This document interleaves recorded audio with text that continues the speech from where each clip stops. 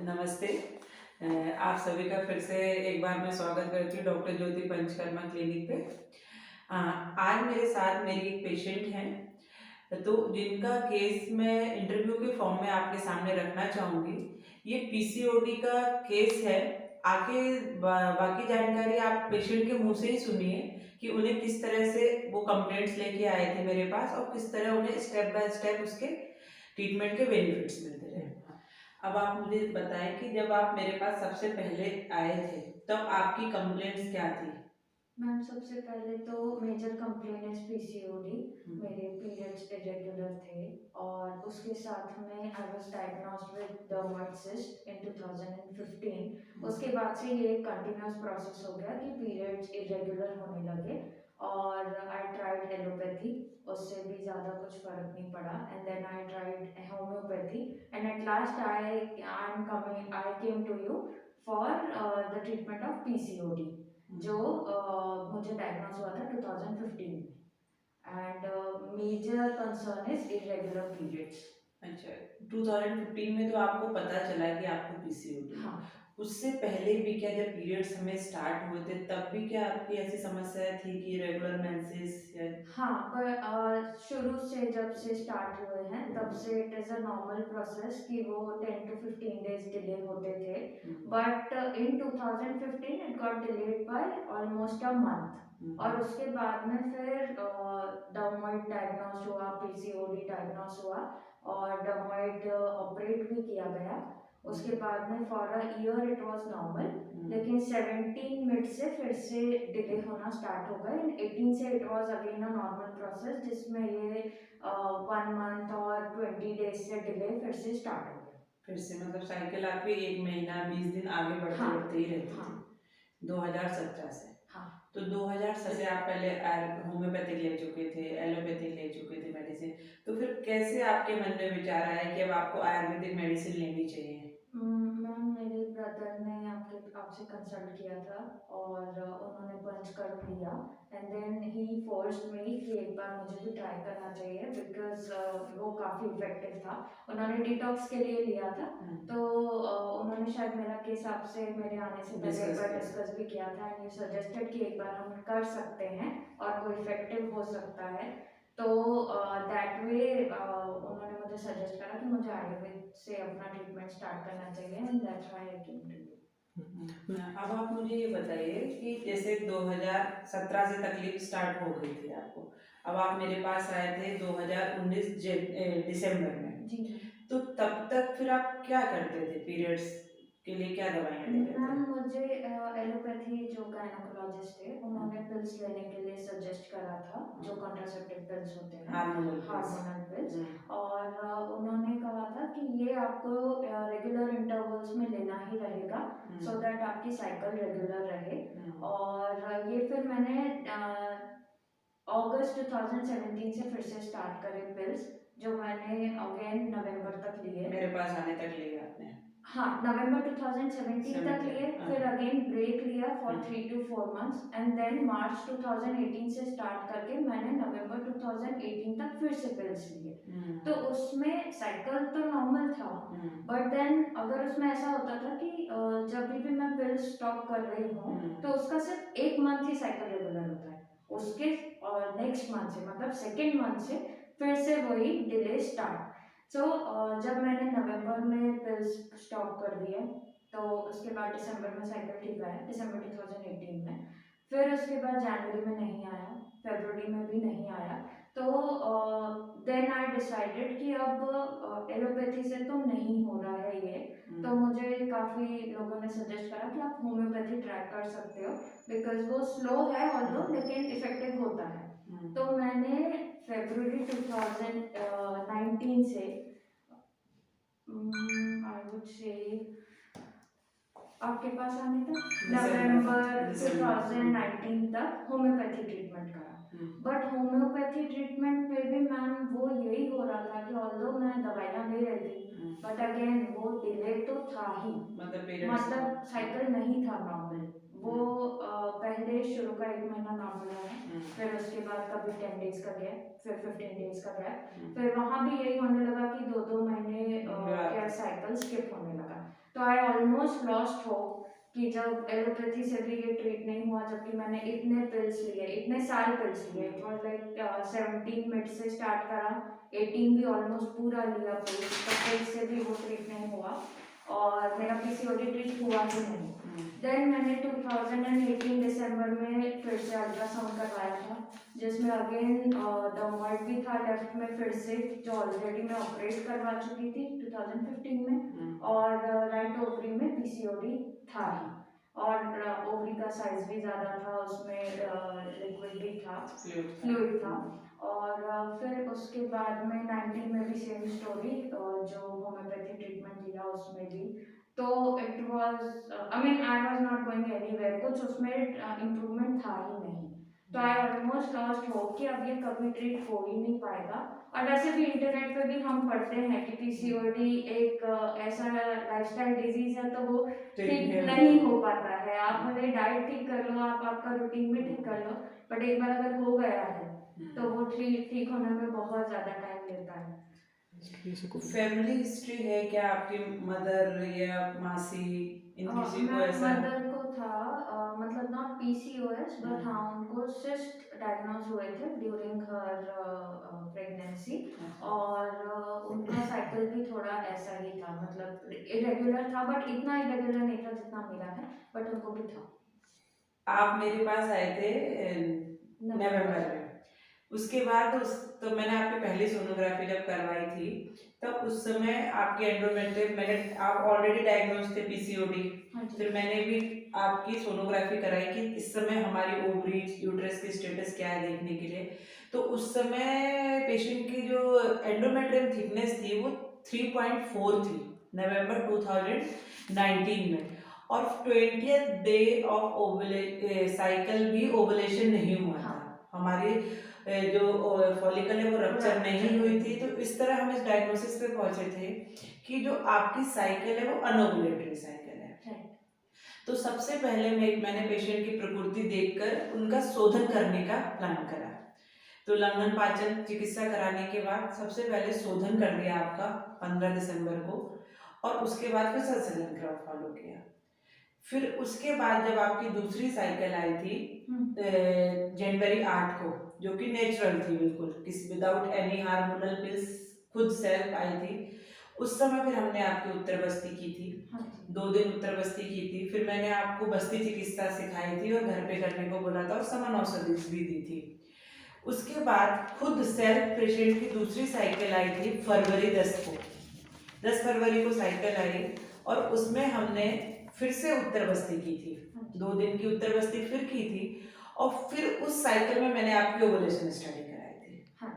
उस साइकिल में जो आपकी ओवुलेशन स्टडी की थी, तो उसमें आपके एंडोमेट्रियम थिकनेस काफी अच्छी रही थी। जो 15th डे ऑफ साइकिल आपकी एंडोमेट्रियम थिकनेस 10.3 थी, और सेल्फ ओवम जो रप्चर हुआ था, फॉलिकल खुद रप्चर हुई थी।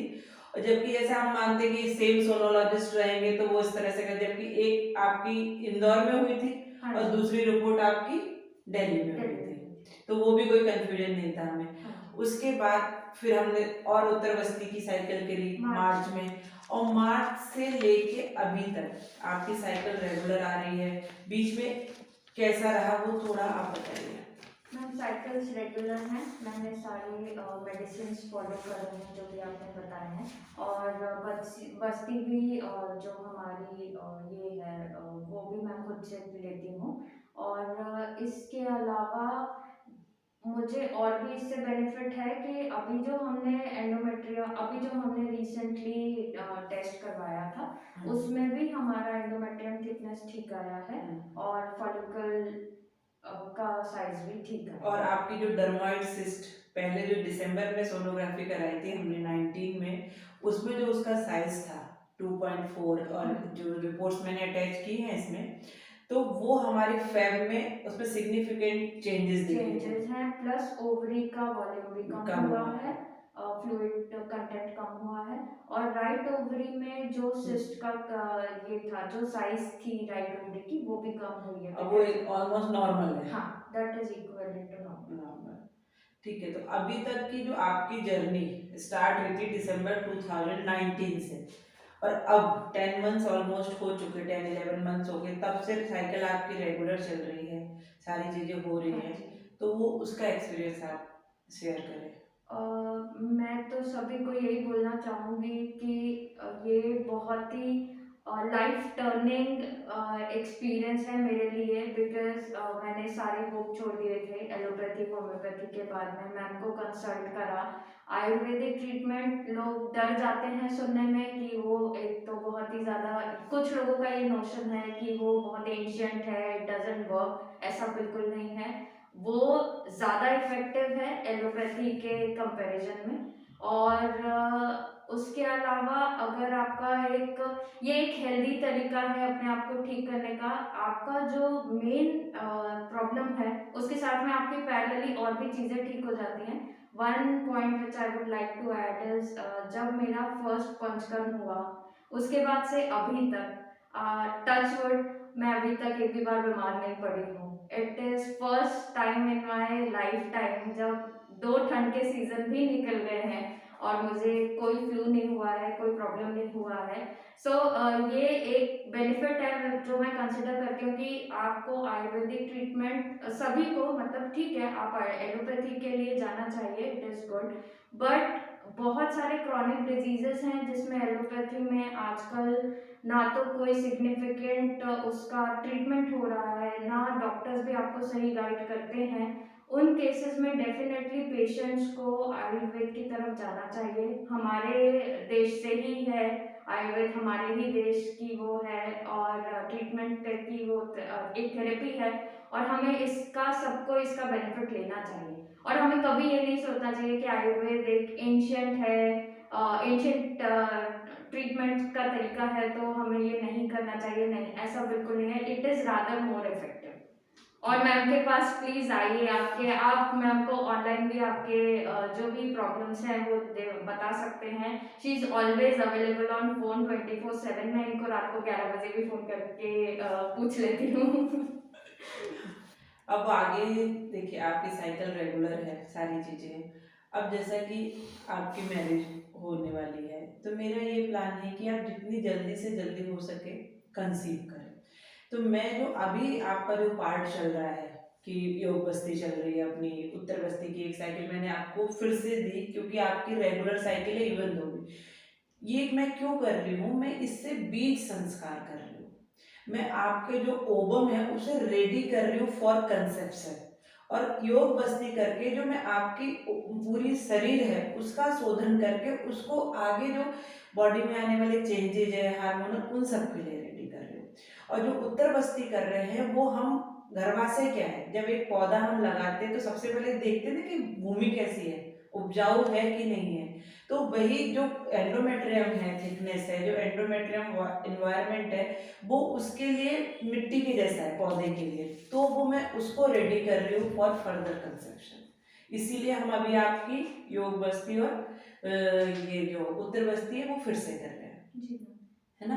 तो इसलिए ये कर रहे हैं। और जैसा कि लोग बोलते हैं कि आयुर्वेदा स्लो है ना, तो आप देख सकते हैं खुद कि पेशेंट दिसंबर 1 को हमारे पास आया था और विद इन 40 डेज जनवरी 8 को उसको नेचुरली साइकिल आई, और फेब में 21 को पेशेंट को नेचुरल फॉलिकल रप्चर हुई, साइकिल ओवुलेटरी हुई, और उसके बाद उसकी एंडोमेट्रियम थिकनेस अपने आप नेचुरल दवाइयों से, नेचुरल तरीके से खुद बढ़ के 10.3 है, जो कि फेवरेबल कंडीशन है फॉर इम्प्लांटेशन। मतलब सिर्फ ओवम बनना ही जरूरी नहीं है, ओवम बन के जहाँ इम्प्लांट होगा, जहाँ चिपकेगा, उसकी गद्दी भी तैयार होना ज़्यादा जरूरी है। तो वो भी 10.3 हुई, जब मतलब हम आगे बहुत अच्छे से रेगुलरली सारी चीज़ें कर सकते हैं। तो मैं इस वीडियो के माध्यम से ये भी कहना चाहूँगी कि जो लोग आईवीएफ के लिए जाते हैं, तो उनकी एंडोमेट्रियम थिकनेस अगर है ही नहीं तो आईवीएफ कैसे सक्सेसफुल रहेगा। तो आप इन किसी समस्याएं हैं, आपको एंडोमेट्रियम थिकनेस नहीं है, इवन तो आपको एग डोनेशन के लिए बोल दिया आईवीएफ में, तो भी आप आयुर्वेदा में आके उत्तर बस्ती, बस्ती चिकित्सा, इन सब से फायदा लेकर भी आप आपकी आपकी बॉडी को आईवीएफ के लिए भी रेडी कर सकते हैं। क्योंकि सिर्फ एम्ब्रियो जाइगोट बाहर बन जाना ही आईवीएफ नहीं है। हमें एक हेल्दी बेबी डिलीवर करने के लिए उसको 9 मंथ जो अपने अंदर रखना है, उसके लिए हमारे गर्भाशय की स्थिति भी वैसी होना जरूरी है। तो मैं ये बताना चाहूंगी कि आयुर्वेद के पास बहुत सारी ऐसी चिकित्सा पद्धति है, जिसमें पंचकर्म है, समन औषधिज है, उत्तर बस्ती है, बस्ती है। इस सब से आप ज्यादा से ज्यादा फायदा ले सकते हैं। उत्तर बस्ती से आप ट्यूबल ब्लॉक्स भी ओपन कर सकते हैं, जिनमें लोग एलोपैथिक वाले सर्जरी करते हैं, सर्जरी के लिए जाते हैं। तो आप नेचुरल तरीके से आपकी ट्यूबल ब्लॉकेज भी रोक खोल सकते हैं और नेचुरल कंसीव कर सकते हैं। इस पेशेंट की फर्दर क्या प्रोग्रेस रहेगी वो मैं आपको डेफिनेटली अपडेट करूंगी। और इस वीडियो के माध्यम से पेशेंट के भी रिव्यू आपने देखे कि उन्होंने बताया खुद आपको कि किस तरह आयुर्वेद ने उनकी हेल्प की। तो मैं यही कहना चाहूंगी कि ऐसी कोई समस्या रहे, पीसीओडी है, इरेगुलर मेंसेस है, पीसीओडी है ये तो बाद में पता चला, पहले क्या था कि इरेगुलर मेंसेस थे, मेनार्के से ही बच्चियों में रेगुलर मेंसेस होते हैं। तो हम लोग क्या बोलते हैं कि नहीं स्टार्ट हुआ है ऐसे ही चलेगा, उसको अनदेखी ना करें। अगर इरेगुलर मेंसेस है, फ्लो कम ज़्यादा है, ये सारी चीज़ें ध्यान देने वाली है। तो आप छोटे बच्चों से ही जब उनको मेनार्के पीरियड स्टार्ट होता है तब से ध्यान दें। और ऐसा कुछ है तो जल्दी से जल्दी आप आयुर्वेदा के पास आए, नेचुरल तरीके से उनकी साइकिल को रेगुलर करें। आजकल इनफर्टिलिटी के केस बहुत ज़्यादा बढ़ गए हैं, उसकी एक वजह हमारा लाइफस्टाइल है, स्ट्रेस है और हमारी दिनचर्या फॉलो ना करना है। तो उस सब आयुर्वेदा आपको सिर्फ जीवन जीने के तरीके से ही स्वस्थ कर देता है, दवाइयाँ तो अपना काम कर ही रही हैं। जैसे अंकिता आप आई थी पहले, पहले आप लेट उठते थे, वॉक के लिए नहीं करते थे, धूप कभी नहीं लगती, मैंने सारी चीजें आपको बोली कि वॉक करनी है, योगा करना है, आपको आधे घंटे की धूप लगनी चाहिए। तो इन सारे नेचुरल तरीकों से और दवाइयों से, बिना हार्मोनल पिल्स के, खुद आपकी ओवरी से, खुद आपकी ग्लैंड से हार्मोन सिक्रीट कराते हुए ही आयुर्वेदा आपको क्योर करेगा। बाहर से कोई प्रोजेस्टेरॉन नहीं, कोई भी पिल्स नहीं। तो मैं आप सबसे यही कहना चाहूंगी कि इस तरह की समस्याएं अगर आपके आस पड़ोस के लोगों को, जान पहचान वालों को, किसी को भी हो, तो आप आयुर्वेद के पास आए और उससे ज्यादा से ज्यादा लाभ लें। द लास्ट क्वेश्चन, हाँ जी। इस पूरे ड्यूरेशन में कोई वाव मोमेंट जो आप शेयर करना चाहते हैं, जो आपको बहुत ज़्यादा एक्साइटिंग लगा हो कि ये हमारी लाइफ में मुझे कुछ मिल गया? कि ना मुझे बुखार नहीं आया, ये तो मतलब एकदम वाव था मेरे लिए, क्योंकि सीजनल उस हर सीजन चेंज में मुझे एक बार सर्दी होती ही है, फ्लू होता ही है। तो ये एक है। दूसरा वाव मोमेंट वो था कि जब मैंने डिटॉक्स लिया और उसके बाद में फिर जब मैंने एक हेल्दी अपना रूटीन स्टार्ट करा, तो उसके बाद मुझे अपने आप बॉडी में बहुत लाइट फील होने लगा। और वो मैं ऐसे कैमरे पे नहीं बोला था, मेरे इमोशंस रेगुलर वो तो बहुत कॉन्स्टिपेशन से बहुत ज्यादा रिलीफ मिला, दैट आई कैन से कि yes I had a chronic case of constipation. तो यस, कॉन्स्टिपेशन काफी ज्यादा ट्रीट हुआ है, मतलब बहुत ज्यादा क्योर हुआ है, मुझे बहुत रिलीफ है उसमें। और थर्ड वाव मोमेंट था मेरे लिए जब मेरा साइकिल रेगुलरली आ गया बिना किसी उसके, एंड फिर हमने जब ये करवाया था हमारा ओवुलेशन टेस्ट, तो उसमें एंडोमेट्रियम थिकनेस बहुत अच्छी आई थी। तो that was really wow moment. मैंने मैम को बोला भी था कि ये तो मतलब मुझे आज बहुत अच्छा लग रहा है। तो ठीक है, कुछ वो है कि हाँ खाने के थोड़े से रिस्ट्रिक्शंस हो जाते हैं, but that was the wow moment जब एक तो मुझे फ्लू नहीं हुआ थैंकफुली हमारे ट्रीटमेंट के बाद, और मेरी एंडोमेट्रियम थिकनेस बहुत अच्छी आई थी मैम के ट्रीटमेंट के बाद में। चलिए, थैंक यू।